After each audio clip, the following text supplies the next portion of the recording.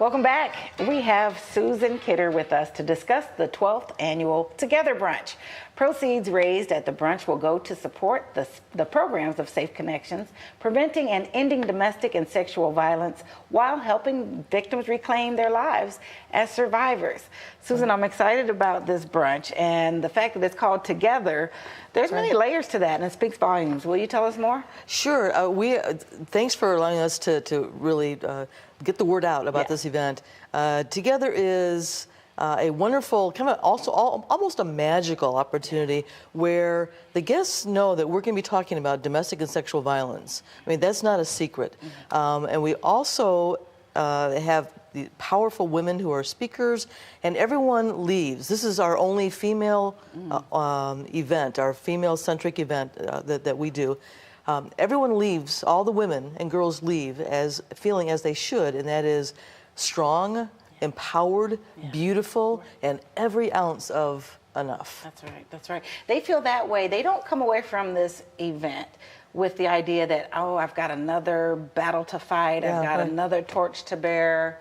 You know, there was something you said when we were talking briefly that whose onus, who's responsible for ending domestic violence? Well, one, global, I mean, everyone. But because female identified folks are the survivors 90% of the time, and most of the perpetrators or the abusers are male identified, then really boys and men need to step up and understand their role in preventing and ending domestic and sexual violence.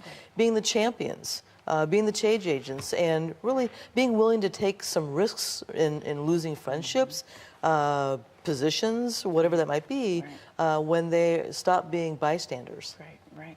We can be bystanders, or we can not stand by our friends and help them be overcomers and survivors as opposed to victims. You're going to feature someone's story at this lunch, Ashley's story. Tell me why you're having a survivor speak in this way. Because it's so powerful to have a survivor of Safe Connections services be there at this event and speak on our behalf. I mean, it's one thing for me to talk about the impact of Safe Connections. I'm on staff.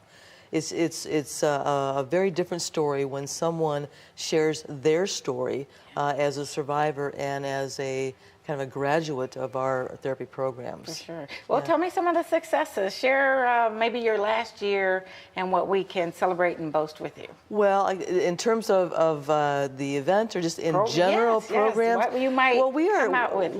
We are very excited that we continue to grow, and we say everyone. We can consider lots of things successful in terms of expanding our outreach to folks who identify as LGBTQ. That's very good. That's a really important community. Also for speakers of languages other than English.